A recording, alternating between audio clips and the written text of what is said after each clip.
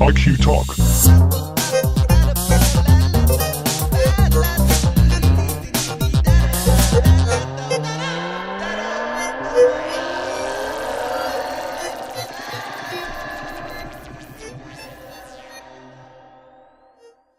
Hey everyone, you're listening to IQ Talk, the Gaming IQ podcast. I'm Sumit Dada, and with me this week I've got Aaron Oakes Yo! and Adam Barsby. What's up? Those gangster-esque introductions you heard just now might give you a clue of what our main theme is going to be this week. We're of course talking about Grand Theft Auto 5, the biggest game of the year. I thought we were talking about true crime, the streets of LA. Sorry, I'm clearly in the wrong meeting. Out! Right. So guys, the game's been out for about 3 weeks now.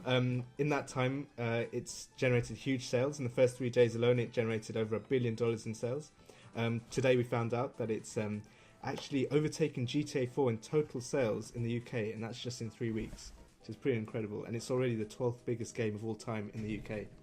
So What, the top 11? I think it was Train Simulator and all those...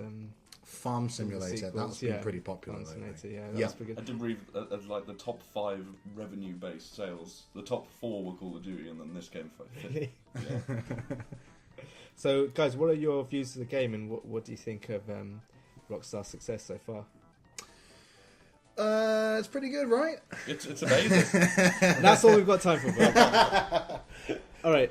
Now, something else has happened this week, though, and it's a bit of a dampener on the GTA celebrations, and that's, of course, GTA Online.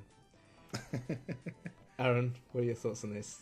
Well, GTA Online is I'm a bit conflicted about the whole thing, because as a concept, I think it's very clever. It's going through admittedly not at the moment, but going down a microtransactions path is a brave decision by Rockstar, a company that haven't historically done a microtransaction-based model for anything. I think I'm going to be corrected on that now. And so that was a bold move, particularly as there's no real need for them to have so much invested, so much time and effort spent in developing unique missions, additional lines of dialogue and acting from the main 3 characters who do turn up during the online campaign, or so we've been told, because of course nobody's reached that yet. And that's the kind of the negative aspect of all of this, is there's a lot of promise from the online component, and I think when you look at how completely unequivocally brilliant the single player game is, your expectations obviously are heightened for anything else that is tied in with it, and so to then be defeated at the first hurdle, Yeah, it is a bit disappointing. was definitely disappointing. Yeah, I think disappointing is definitely the word. So, Adam, how do you think Rockstar have handled all the controversy so far? What's their reaction to gamers' complaints? Well, and beforehand, frustrations? they gave us plenty of warning, which is something a lot of companies wouldn't do, before a game's released. And I think they've handled it well. They've patched it relatively quickly, but after... Do you think that pre-warning excuses what's happened? Because as far as I'm concerned, if to use GTA in an appropriate example, if you were to go into a bank and say, "I'm really sorry, but I'm going to come and rob you in about an hour's time." Aside from the fact that that's probably a bad example, because then obviously just call the police and you wouldn't be able to rob the bank. You get what I'm saying? Just saying there's going to be, I think the quote was, teething problems when it launches, really excuse. I think that's really underestimating the problem. But yeah, after a few days of trying, I did manage to get on, and to many different problems that my character was sort of thrown into the Hollywood sign and many other things, and I really didn't get what was going on, so I just gave up. But I think overall, it's more of a long project in the future. Right now, they're just sort of getting used to it. Yeah, I mean, I think we've heard about. They've been saying that in the future they plan to introduce brand new cities, brand new regions, maybe Cities? countries. Yeah, so this is all like Adam's saying. This is very much phase 1 in a really grand, big scheme. I did read someone's idea that, like, say they port GTA Online into next gen consoles, that they could imagine if they just release GTA 6 as like an expansion where they install it into GTA Online, and that's like the future of GTA. So GTA Online becomes a framework which they Yeah. can just slot things into. A platform in and of itself. Maybe. Yeah. yeah. Well, there's a bold idea, And that's probably when we start seeing subscription-based GTA. and it maybe. becomes a full-on Memorpug. Yeah, more pug. There you go. It's not far from it though already. I mean, and admittedly, I didn't buy it myself, but I was easily persuaded to join by a friend. I have been playing Final Fantasy XIV on PS3 as an experiment into console-based Memorpugs. And that's really been sidelined, of course, as soon as GTA arrived on my desk, and ever since. When I look at the two, though, having been able to finally log a few hours play on GTA Online, as it stands right now, it's unlikely to hold my attention for long. Because at the moment, I think there's little beyond your typical gamification mechanics to keep people's attention.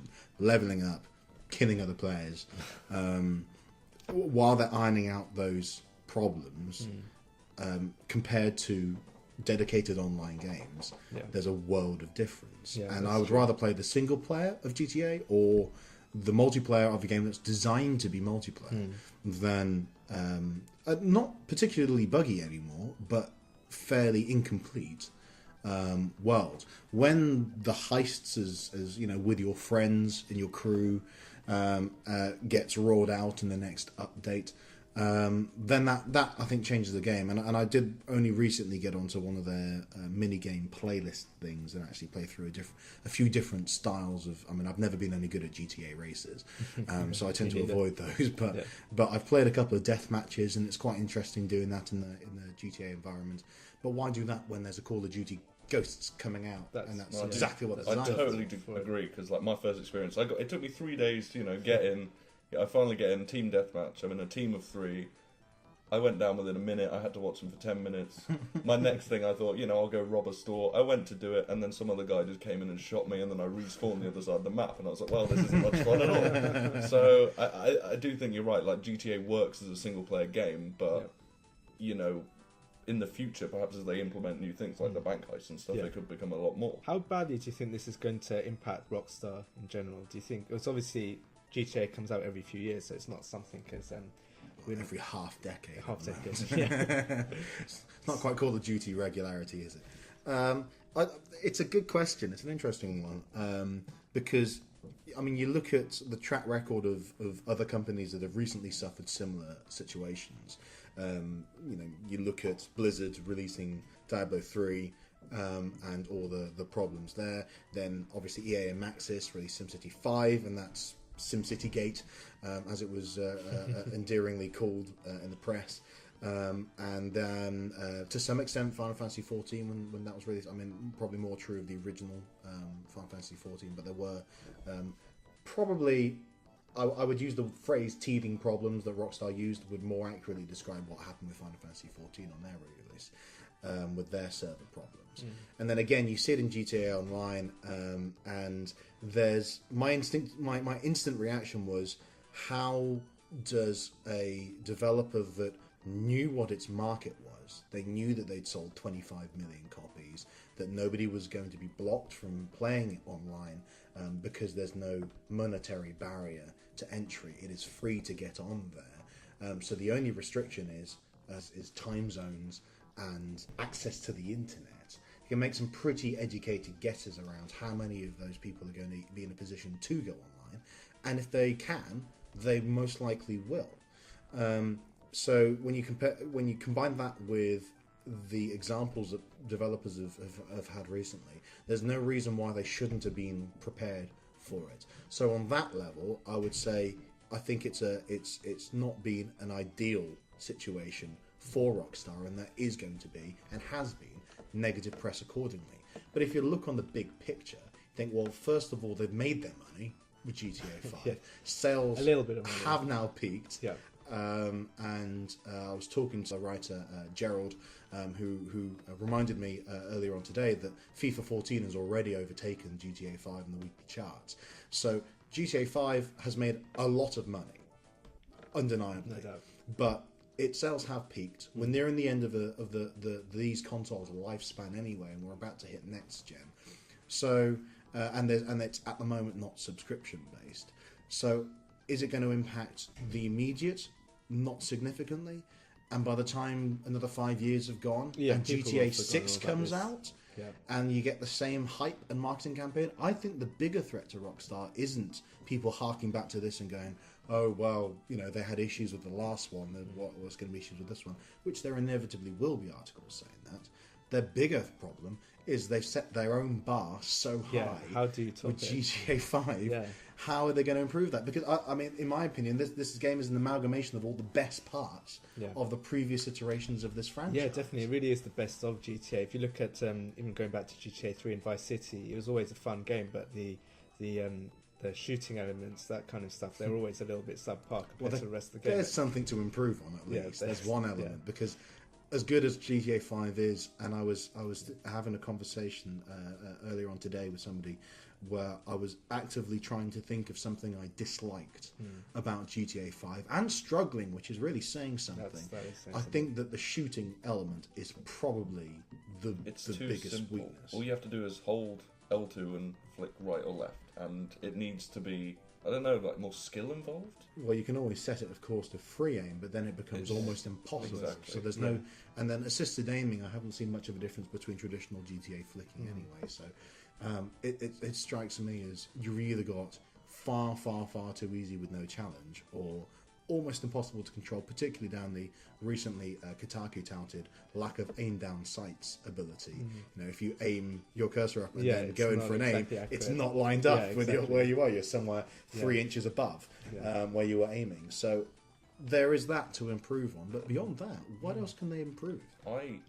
You know what I miss? I miss unlocking different lands. Really? I don't really? like it all That being is You want the interesting. old bridges under bridges, construction? Yeah, I want those cheesy excuses why I can't go north. I really. Waiting to hear the announcement on the radio it where it just says meant- it's now yeah. repaired. It just meant you could really explore like a certain section, and you can really get to home with that, and then you move on and find all this new wealth of goods, and unless there's too much all at once, Interesting. I'm yet That's an to interesting point. like really like in San Andreas, I learned the city so well. I could probably go and play it now and find my way around it. Yeah. But with this, I have no idea where I am. But that's because how long did you play San Andreas for? Years on end. But that's So I would say that 3 weeks into GTA 5, as much as we've probably logged a fair number of hours, we're not at the point of knowing like the back of our hands yet. And it's an interesting thing that they've done, because I think they still did certain restrictions, but they just, to me, it felt like they did the unlocking areas thing, but in the form of unlocking features. So there was a lot more stepwise. Here is your first character, and then of course you get your second character, and then you get your third character, but you're restricted to the desert. So when you unlock Trevor, you are starting in his starting area, and you're not allowed out of it for a fair while, probably about an hour or two of gameplay. And then you can go back into the world, and then, and only then, after what was probably about 4 or 5 hours of gameplay total, does the entire world open up to you with all of your characters to select between, and all of your features at your fingertips. So I totally understand where you're coming from in terms of, it's almost like it's Christmas when the bridge is fixed and you can go out and play with your presents. But I actually quite liked the fact that on the first day I was able to drive down as Franklin to the airport, rob a jumbo jet, and fly to the other end of the map, Without which any I might have problems. done. Yeah. And I didn't get the army on me as soon as I went over open water. I did when I went over the airbase, but I mean, Now that's an interesting point, because we're all hardcore gamers here, all seasoned gamers here. But I wonder, for people who've never played the game or people who are new to games, would that be too overwhelming to have so much land space and so many areas to play with? At least, Adam, as you say, going back to the older games, you'd have to fully explore one area, and then really learn and understand how to actually understand the mechanics of the game before then you get the kind of keys to go into even more complicated spaces or try out different things. Is it just too much game for some people, perhaps? I would say that if you look at it versus other games, and although there is a lot of content in GTA, it's unique in the way that it does that island unlocking thing traditionally. And so there's got to be an element of, if no other franchise feels the need to do it, is that not crowdsourcing research to say that there is no need to really do that anymore. And clearly, Rockstar took an educated decision about not doing that in GTA 5. Yeah. So it's a very interesting point. But is GTA really targeted at casual gamers? Is it a bridging game? This is the thing, because GTA is such Excuse the pun. such a phenomenon. It really has kind of transcended games. It is popular culture at this point. Everyone knows GTA. Everyone understands GTA. They're all kind of familiar with it, whether they hate it, whether they're writing letters to their newspapers complaining about how it's the downfall of society, or whether it's the greatest thing of all time. People know GTA. So I wonder if there are a lot of people who are just excited about the game, who aren't even really gamers, but who are just kind of looking forward to something simply because all their friends are talking about it, and simply because they've seen so much advertising hype, so many news stories and articles about it. And I guess there's many things that are aspects of the game that would appeal to not just hardcore gamers. Things like, as we discussed in the last podcast, the way that games are becoming more and more film-like. You know, the gap between film and game is closing, and of course, with the imminent release of Beyond, there's actual games that are dedicated to that kind of area, and we can explore that in probably in our next podcast. But then you look at the unsung heroes, really, of games like GTA 5, which for me is the atmospheric and ambient soundtrack, and I include in there all of the thousands of lines of additional dialogue that is not immediately part of the Just story. incredible. The sheer size of the script must have been huge. And for all the extras and everyone that they got in for all those, someone walking past on the phone and following them and totally not running them over at some point. And the whole radios as a car drives past, and when you're in the desert and the noise is there, and when you're in a forest all the noise is there, when you're standing there appreciating the sunset in a forest, and you can hear everything, and then you get eaten by a bobcat because you were paying too much attention to the soundtrack and not to the game. It's just the level of detail is just staggering, and it's something I read recently in an interview with one of the heads at Rockstar. He was saying that sure, loads of games let you drive down the street, but only a few let you drive down in style. A lot of games you can walk, but only in some games you can really walk. And it's just little things like that make you think, wow, this is something else, this is something different. There's so many similar open world games out there. There's only one GTA. Do you think, though, the sort of novelty of an open world, like I spent hours on end in San Andreas sort of just doing, just driving around and running people over and stuff like that. Do you think that kind of novelty's worn off now because we're so used to it? Yeah, there could be that, and there's so many games like Saints Row with Watch Dogs that's coming out soon, and things like that. That perhaps that's true, but I guess with each game there's always a new generation of games. Well, so I think now the missions were pretty bad on like the PS2 versions, but now like missions. I enjoyed are so GTA centric. 3. I thought the missions were a little bit cliched and a little bit rubbish, but no worse than the world of Morpheus. Go out and kill 7 of these and collect 6 items and then come back to Quest Giver. So I take your point, but I don't think they were that bad, were they, on PS2? I really loved Vice City. That was my favourite of those games, and I think one thing I really like now with the mission structure is that you do have all the checkpoints and things now. I found that sometimes a little bit irritating in the older games. They used to start that's right true. from scratch. Although I hate seeing, ever since they brought in the post-mission checklist completion thing, I was a happy bunny until then.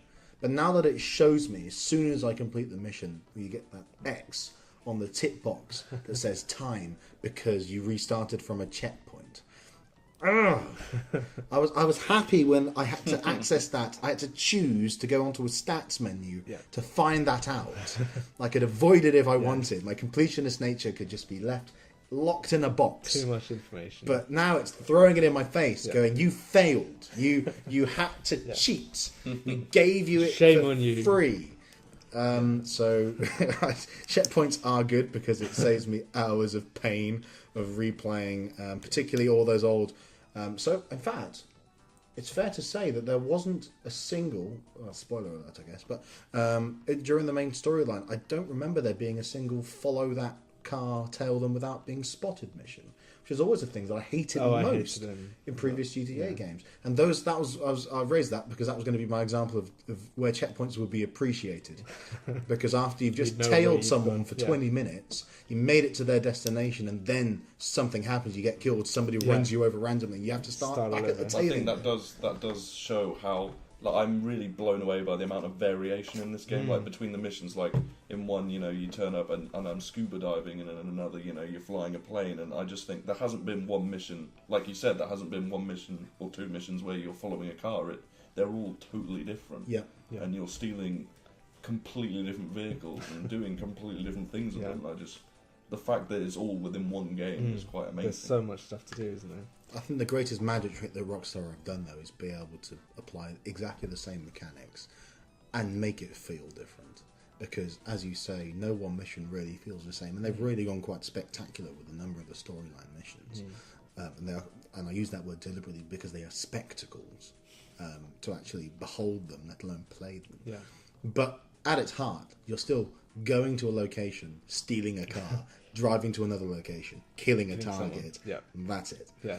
And yet it feels completely different every time you do it because of the different lines of dialogue and because of the different vehicles and the way the city feels alive. Yeah, exactly. The city is a character in itself, and that's something. And I think the fact that we now have 3 characters means that we have got more possibilities for variation. It means that we can do different things. There's each character has their own kind of world, their own kind of characters, their own supporting cast as well. I think that makes it really interesting. It's just the atmosphere and like the dialogue and the characters and the people you just come across in the city. Like, I think it's one of the only games I genuinely sort of laugh at, like chuckle and things on the radio and like Trevor. Like, I didn't like him at first, but I find him absolutely hilarious now. And it's just stuff like that. You come across just crazy people on the street, those strangers and freaks missions. Some of them are just, there's nothing like it. So much entertainment involved. So how is a game going to beat it? That's the question. Can a game beat it? Shooting. And who shooting? That's it. Well, what game can beat GTA? Is it going to be GTA 6? Do we have to wait 5 years? Yeah. But how are they going to beat their own hype? That's as I said, that's going to be an issue. I think, honestly, the answer to that question is always going to vary because it depends how you define beating, how you measure success. Because there's an argument to say that there are lots of indie games out there that have real breakaway successes that have such innovative and intricate mechanics involved in their games, or the style in which they're made, or the artwork, or the humour, or whatever. Because you say chuckling at GTA, but I loved Bastion. I thought that was fantastic. Would I compare the two game experiences? No, they're completely different. Do I enjoy one more than the other? No, probably I'd say that I enjoyed playing Bastion as much as I enjoyed playing GTA 5, even though I would say that GTA 5 is a higher quality, more polished, more bigger product. And I think it's this is a challenge that a lot of indie developers will have, is that they can see a title like this. Imagine that you were a sole developer or working with one other person to develop a title for release on mobile platforms, and you feel you're going up against major AAA franchises like GTA 5 that are making $1 billion in 3 days, and you're going, well, I'm never gonna reach that. When actually they absolutely are competing. It's just on a different playing field. Yeah. So how you measure success is really going to be the question there. So, and you look at sales figures, Call of Duty rivals it. You look at active community. There's a lot of PC games that really have the communities there. Yeah. So, in whatever aspect you look at, if you break it down into its constituent parts, I think there's always going to be rivals for it. As a complete package, GTA 5 has really done an excellent job. But one thing we can say, truly, is that there are very few games out there that are able to live up to their own hype, particularly ones that are as marketed, have as much behind them, and have a 5-year wait for a major franchise that everybody's looking forward to, as the GTA series. That's all we've got time for this week, but we'll be back soon with the next installment of IQ Talk, the Gaming IQ podcast.